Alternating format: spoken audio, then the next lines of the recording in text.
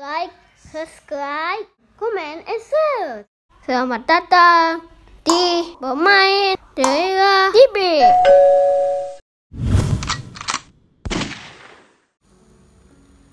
Heboh ketika Menteri Agama Gus Yakut mengeluarkan kebijakan mengatur volume suara toa masjid. Banyak individu maupun elemen masyarakat protes tidak setuju. Kehebohan semakin pecah ketika beredar video editan atau video yang dipotong tentang penjelasan Menteri Agama terkait kebijakan tersebut, yang pada penjelasannya terselip narasi gonggongan anjing.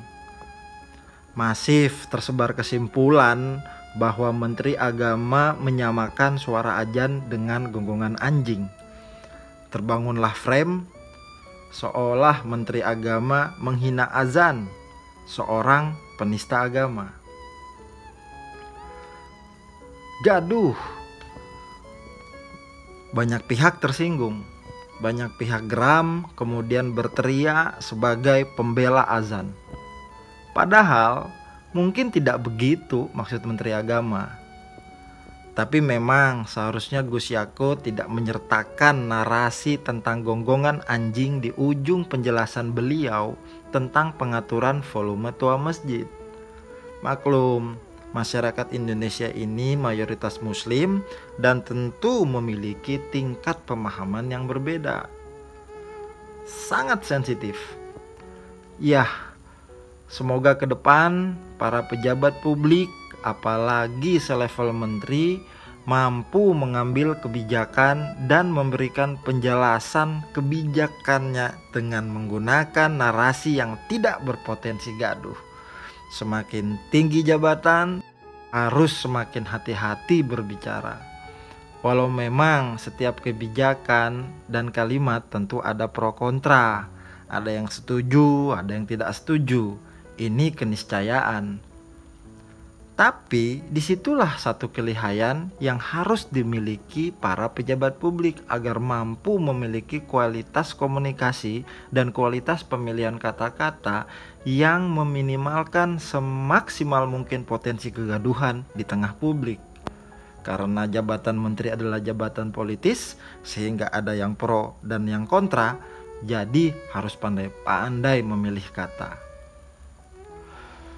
Sampai di sini, ya sudahlah, semoga kehebohan dan kegaduhan ini segera mereda.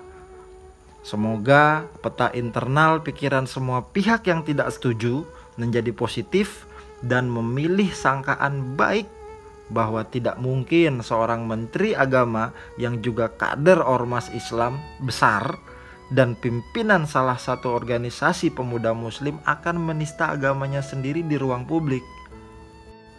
Saya yakin tidak mungkin. Mari ke hal yang lebih esensial.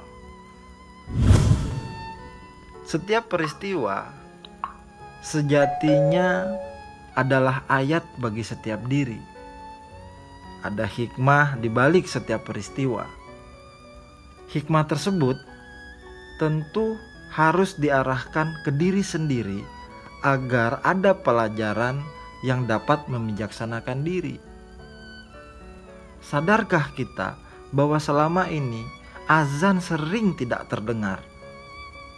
Masjid masih saja sepi, sajadah masih saja terlipat, dan keran air untuk berwudu tetap saja terkunci. Kalau sudah tidak terdengar begitu, boro-boro langkah kaki menyentuh emperan masjid, atau minimal bagi yang sholat sendiri, mustahil kaki menginjak sajadah menegakkan tiang agama. Sadarkah kita, kadang tidak hanya suara azan, bahkan masjid yang besar juga tidak terlihat. Padahal setiap hari lewat depan masjid, tapi sering tidak kelihatan. Lewat ya lewat saja. Kenapa suara azan tidak kedengeran, padahal masjid dekat? Kenapa masjid tidak kelihatan, padahal berdiri megah di depan mata? Selama ini sering kesibukan, kesenangan, dan varian aktivitas diri justru menulikan telinga dari suara azan dan membutakan mata dari megahnya bangunan masjid. Mungkin saja suara azan telah menjadi sesuatu yang masif terabaikan selama ini. Mari tanya diri sendiri. Mohon maaf ya, kadang terpikir bahwa ada bagusnya juga Menteri Agama ini. Karena kebijakan kontroversial mengatur volume suara toa masjid ini, lihatlah, azan, panggilan suci dan mulia mendadak viral. Kedepan, semoga setiap diri yang berteriak lantang membela suara azan selalu melangkah menunaikan sholat ketika azan berkumandang. On time, bahkan in time. Kalau tidak demikian, maka semuanya gombal. Wallahu alam.